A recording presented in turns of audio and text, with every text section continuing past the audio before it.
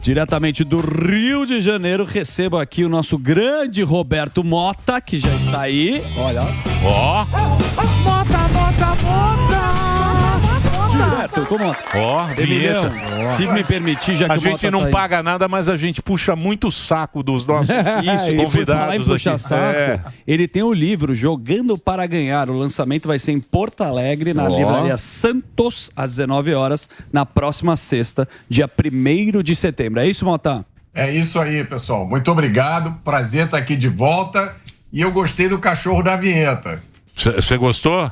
Gostei. Os Podia caras... ser o Cocada, né? Não sei porque não botaram o Cocada. O Cocada gostaria de aparecer na vinheta do Pânico. Mas tudo bem. Tamo juntos. Muito bem. Meu querido Mota, você sabe que o Samidana está horrorizado com o que ele viu em Los Angeles. Eu estive também no final do ano passado, eu estive em São Francisco. São Francisco é a mesma coisa. Mas diz que até Toronto, no Canadá, tem também esse lugar onde os viciados ficam. É tipo uma Cracolândia. É tipo uma mas além desse lugar, está espalhado na cidade toda. Isso, mas basicamente você vê as pessoas nesses lugares. Na França agora eles estão pedindo o recrudescimento das leis. Por quê? Porque a lei foi, maconha pode, tal, isso aqui aumentou e agora a população ela está sentindo a burrada que fez. E nós estamos indo para esse caminho aqui, né? Estamos com uns 20 anos de atraso. Resultado mais do que previsível, né, Emílio? Eu tenho aqui, tá aqui na minha frente, eu não consigo mostrar, mas tem uma matéria do New York Times de 2019 que diz o seguinte: o mercado ilegal, ou seja, o tráfico de maconha na Califórnia, aumentou depois da legalização. Porque quando legalizou, muita gente que não consumia antes, agora é legal, eu vou consumir. Aí a demanda cresceu e o mercado legal, que é lógico, é regulado, tem cheio de burocracias, de licenças, o mercado legal não conseguiu atender. E aí o tráfico de drogas aumentou. Tem uma outra matéria aqui da revista The Atlantic, também de 2019. Olha que coisa óbvia, o que ela diz?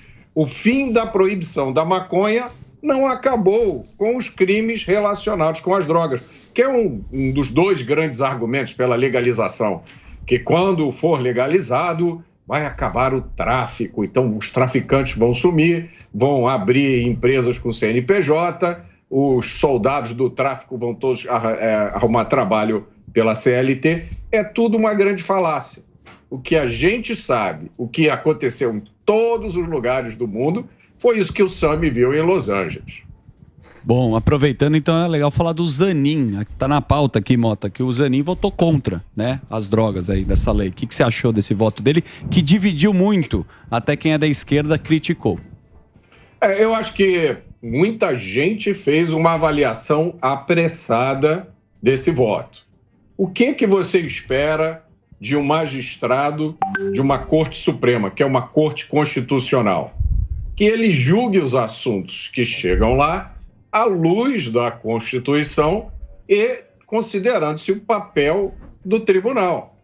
Tá? Muita gente, por exemplo, tem a opinião, eu sou uma dessas, que esse não é um assunto para ser resolvido no tribunal. Isso deveria ser decidido pelo Congresso. Tem gente até que diz que isso deveria ser assunto de um plebiscito, de um referendo. Mas, enfim, eu acho que o voto do Zanin pode ser interpretado como um voto técnico. Ele analisou o que estava sendo discutido, olhou a lei, pensou no papel do tribunal e deu o voto dele. Eu acho que é prematuro fazer uma leitura e dizer que é conservador, para você ver o absurdo dos tempos em que nós estamos vivendo. É uma coisa que eu chamo, eu falei isso na sexta-feira no Pingos, quando você entra para o clube da esquerda, você recebe uma cestinha. E o que está dentro da cestinha, você não pode mudar. E dentro da cestinha tem liberação das drogas. Ora, então você só pode ser de esquerda se você for a favor da liberação das drogas, se você for a favor da liberação do aborto, se você for contra o porte de armas, se você for a favor da liberação dos criminosos. Então, mas é lógico que existem pessoas na esquerda que sabem que drogas fazem muito mal. Porque drogas, o que é droga? É uma substância que tem duas características. A primeira é que ela traz um prazer enorme quando você consome. Você se sente no paraíso. Só que tem a segunda característica da droga. Ela causa dependência química. E aí tem gente que diz, não, mas maconha não faz isso. Inclusive tem até uma frase famosa, eu não vou dizer o nome da pessoa, mas é fácil achar na internet, né?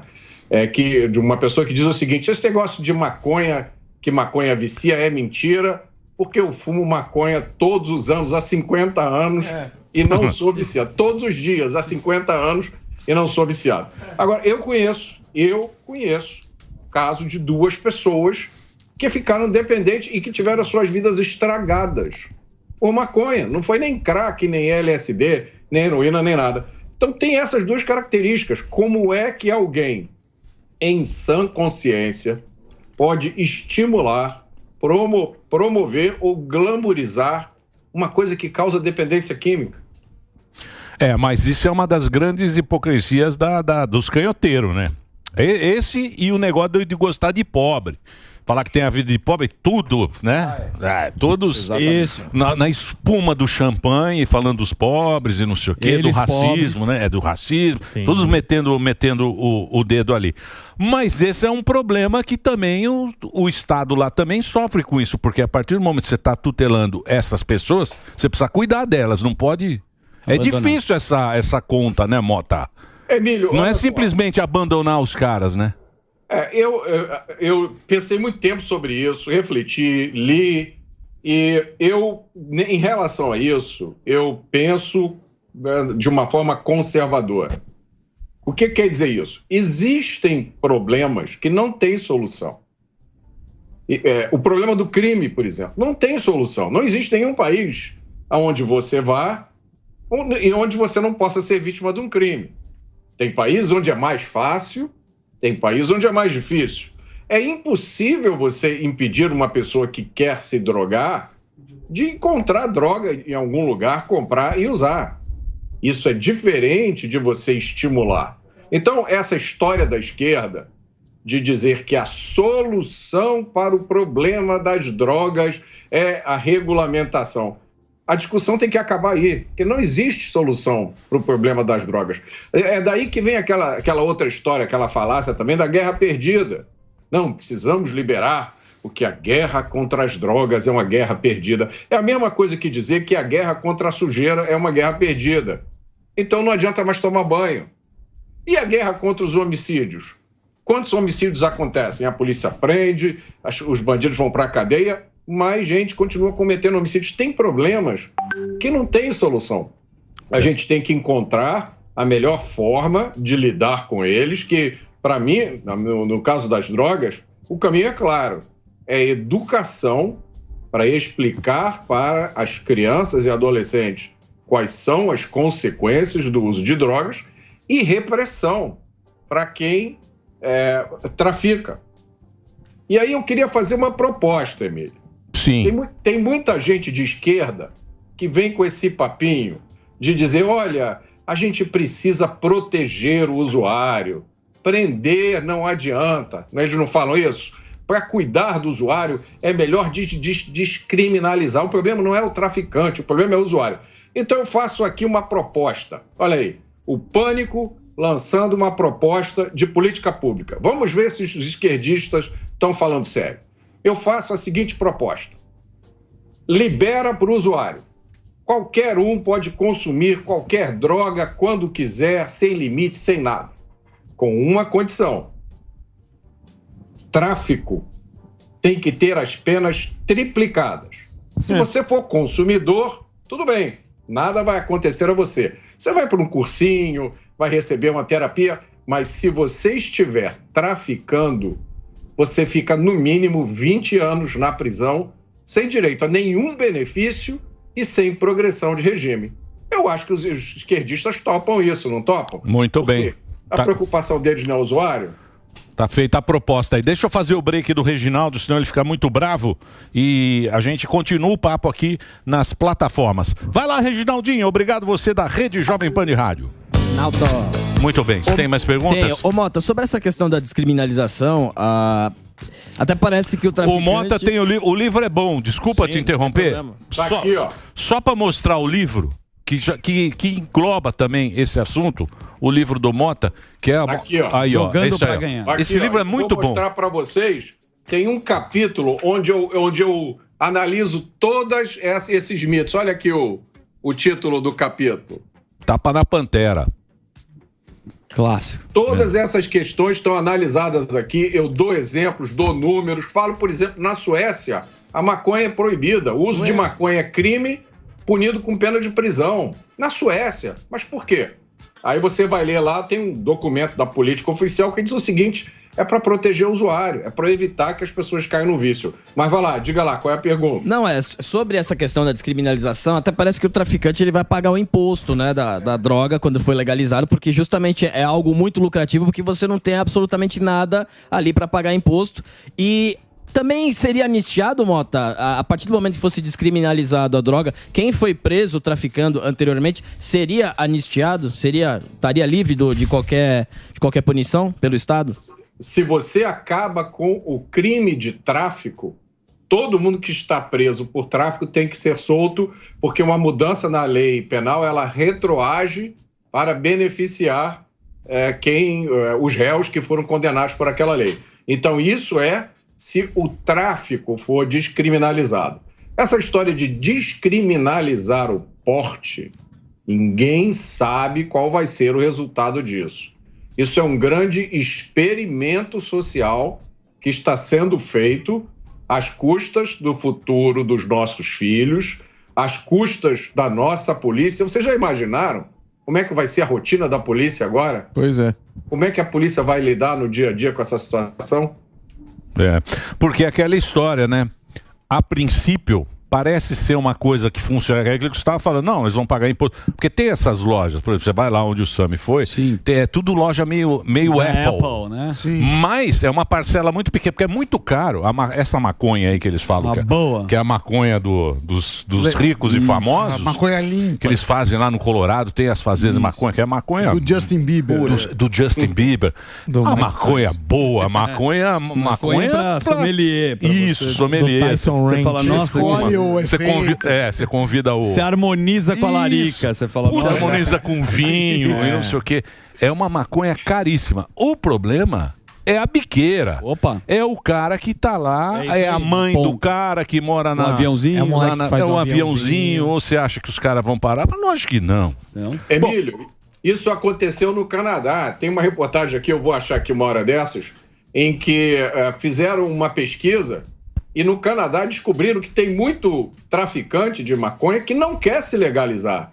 O cara disse, eu vou ter que pagar a licença, eu vou ter que tirar o alvará, eu vou ter que ter lá todos os controles de qualidade, eu quero continuar vendendo do jeito que eu estou vendendo. Isso é uma coisa tão óbvia, gente. A gente mora num país que mais de 50% do cigarro vendido é contrabando. Vocês sabiam que no Brasil existe um mercado gigantesco de remédio falsificado? Vocês sabiam que no Brasil se fura oleoduto para roubar gasolina, encher caminhão-tanque e depois sair vendendo em posto de gasolina? Aí as pessoas acreditam numa fantasia como essa, que é a legalização das drogas. E aí no Rio, hein, esse arrastão. O arrastão que teve aí no Alok. Você tava lá, né? Você tava doidão lá, né? Que isso? Pulando. Você tava lá, ó. De peruca, ele tava de peruca. Tava fumando. O que você achou? É uma loucura, né? Uma loucura foi aquilo lá, né? Que prenderam 500, pô. É uma coisa mais do que previsível, né? Assim, eu não consigo acreditar que ainda tem gente que acha uma boa ideia fazer um mega show gratuito na praia de Copacabana. Ali tem um histórico enorme de eventos que terminam em crime, baderna, depredação. É um bairro com alta densidade populacional, grande população de idosos. Você faz um show como esse, paralisa o bairro. Você imagina você ter uma pessoa idosa em casa, precisar ir numa emergência médica, você não consegue sair de casa, porque as ruas estão todas paradas. E uma tremenda injustiça com a polícia, porque recebe uma missão impossível. Isso que aconteceu era mais do que previsível, não precisava ser nenhum cientista o especialista em nada para saber que o resultado... E olha, aconteceu só o que aconteceu porque estava chovendo e fazendo muito frio. Se tivesse num dia quente, como estava 2 semanas atrás, eu não quero nem imaginar o que teria acontecido ali. Que loucura, né? O Rio de Janeiro é um lugar tão bacana, né, Mota? Como é que chega a essa situação, né? Você não pode fazer um negócio aberto que... né? Assustador. Mas isso é o quê? Incompetência da polícia? É o que isso aí? A raiz, Emílio, a gente sempre volta a isso, é impunidade. Aqui no Rio de Janeiro, aliás, no Brasil inteiro, né? A gente tem 2 leis, que é o ECA, Estatuto da Criança e do Adolescente, e a lei do SINASE, do Sistema Nacional Socioeducativo. O que acontece é que, para quem comete um crime e tem menos de 18 anos, a impunidade é quase total. Você não pode nem chamar de criminoso. Você tem que dizer que é uma adolescente em conflito com a lei. Para você ter uma ideia, aqui no Rio de Janeiro, esses dados são de 2018. Uma adolescente em conflito com a lei que mata alguém ficava, em média, 8 meses internado. Depois voltava para a rua. Então, o custo de roubar, de agredir, é baixíssimo. Não faz muito tempo, uma senhora de mais de 70 anos morreu aqui em Copacabana porque um garoto desse foi... Você vendo que eu estou usando garoto para não dizer bandido e depois criar problema aqui para todo mundo. Mas foram roubar um cordão dela, um cordão sem maior valor, empurraram ela, ela bateu com a cabeça e morreu. Isso é ocorrência diária. Então, a responsabilidade por isso está com aqueles engenheiros sociais que toda hora estão alterando a nossa lei e a aplicação da justiça para reduzir as penas, para criar essa mentalidade de que o bandido é um pobre coitado que não sabe o que está fazendo. Sabe sim, crime é questão de escolha. Crime não é questão de escola. Isso aí. Tá certo. Muito bem. É isso mesmo. Com tanta notícia aqui, na pauta, meu querido Mota, você tem uma afirmativa. Por que eu sou otimista sobre o Brasil? Por quê? Eu fiz até um Twitter falando isso. Sabe por quê? Porque eu fui fiscal do Sarney. Eu vi inflação de 70% ao mês. Eu fiz conta em URV, que eu aposto que a maioria de vocês nunca ouviu falar. Unidade real de medida. De valor. De valor. Sabendo legal. Eu paguei $3 mil para minha primeira linha de telefone fixo e esperei 2 anos pela instalação. Vocês sabem o que mais eu fiz? Eu dirigi um carro a álcool de primeira geração. Você sabe como é que funcionava? Tinha um reservatóriozinho de gasolina e você lhe dava a partida no carro e tinha que deixar ele funcionando 15 minutos antes de poder sair com ele. Eu fui ao comício das Diretas Já, na Candelária, em 1984. Eu ouvi pelo rádio do meu Chevette a notícia da morte de Tancredo Neves, em 1985. E, por último, para coroar as minhas experiências, eu assisti ao debate final da eleição de 1989. Então, eu tenho razão para ser otimista. Tá vendo? Coisa ruim que você viveu. Mas essa história... O Emílio vê o grito da dependência, Sim, também tá otimista. Mas tem um detalhe muito importante aí, que é o seguinte, que sempre foi falado que o Brasil é o país do futuro. É isso aí. Sempre, e a gente sempre acreditou isso, né? De volta tudo vai melhorar, tá, não sei o quê. Mas o Brasil agora, chegamos numa coisa muito... uma sinuca. Sim. Porque é o seguinte, o Brasil, ele tá velho e pobre. E não tem coisa pior na vida do que você ser velho e pobre. E burro também, porque a educação... Mas velho e pobre é triste, porque quem vai cuidar do... Como é que você vai comprar seu Exatamente. Então esse é um problema muito sério que o Brasil, que a população está envelhecendo, parece que daqui 10 anos, população ativa vai ser 50 a mais. Exatamente. Sabe o que é isso? É a veiarada, hein, careca? É nóis. Não é? Mas isso, Emílio, esse processo de envelhecimento é um processo que está acontecendo no mundo inteiro, né? Até na China o crescimento populacional está sendo reduzido e eu acho que as vantagens que nós temos aqui em relação ao resto do mundo são muito grandes. Qualquer um que já pegou um avião, viajou por esse Brasil, vê a quantidade de espaço vazio que a gente ainda tem, os fatores naturais que a gente tem, terra, luz solar, água em abundância e muita gente competente. Eu estava conversando sobre isso no final de semana, sobre a quantidade de brasileiros que eu conheço que vão para os Estados Unidos e prosperam, saem do Brasil, chegam lá fora, chegam num lugar onde o Estado não suga você, onde você não tem uma legislação que te impede de fazer tudo, o brasileiro prospera. Então, a nossa matéria-prima é boa. Eu constatei isso. Eu não conheci, morei 5 anos nos Estados Unidos, não conheci nenhum brasileiro que tivesse saído daqui e ido para lá que não conseguisse pelo menos uma vida boa, confortável de classe média. Vida digna, né? Vida digna. Vida digna, que é o que eu sou otimista mesmo. Que a maioria da população aqui não tem, né? Nada. Não tem. É isso? É isso aí. É isso, Mota? Quando você vem para cá fazer um ao vivo? Um ao vivo aqui com a gente. Eu vou combinar com a produção, vai ser uma honra. Como é que tá o esquema na empresa? Aí pro Rio de Janeiro, que eu tô voltando hoje, eu não sei. Você tem alguma compliance? Olha, eu vou dizer, eu não tenho nenhuma queixa da Jovem Pan. Eu nunca fui tão bem recebido em um lugar como eu fui na Jovem Pan. Ter a chance de trabalhar com pessoas como você, e inúmeros outros, a generosidade das pessoas, o profissionalismo do pessoal da técnica, tem uma paciência tremenda. E nesse momento da história, Emílio, em que a responsabilidade, só a gente sabe, né? A responsabilidade que a gente tem, porque cada coisa que a gente fala aqui ecoa aí em milhões de ouvidos, de corações, de mentes pelo Brasil afora. Então eu sou muito grato a essa oportunidade. Estou sempre muito feliz, especialmente quando me chamam aqui para o Pânico, que é um programa maravilhoso. Muito obrigado a todos vocês. Imagina, obrigado você, Mota, que faz isso graciosamente. Ô, Mota, mais uma vez, eu queria que você mostrasse o livro, porque esse livro do Mota, ele explica muito bem as mentiras que a gente ouve na imprensa. Sim. E pesquisa, que não tem pesquisa. A construção da maldade. Esse livro está o quê? Segunda edição? Não, ainda está na primeira edição. Primeira edição. Mas eu tenho um editor maravilhoso, que é o Pedro Almeida, da Aves Rara. O livro vendeu muito, foi o meu livro que mais vendeu. E quem quiser comprar, quem não puder ir no lançamento, quiser comprar online, eu tenho uma livraria online chamada livrariadorobertomota.com.br.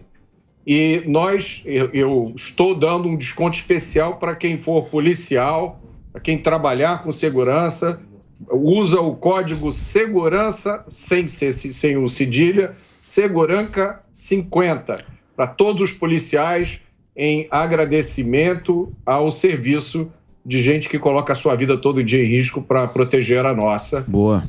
É isso aí, bacana, certo. Mota, bacana. Justo.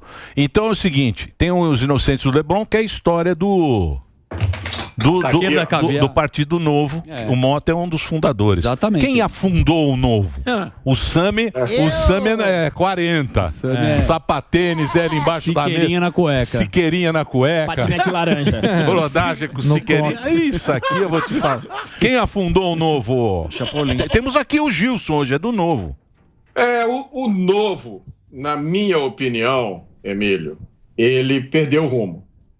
Perdeu o rumo por uma série de fatores, mas eu acho que o fator principal foi a arrogância de algumas pessoas que, por causa da sua condição social, achavam que eram ungidos, sabiam mais do que os outros e não se deram ao trabalho de fazer o dever de casa.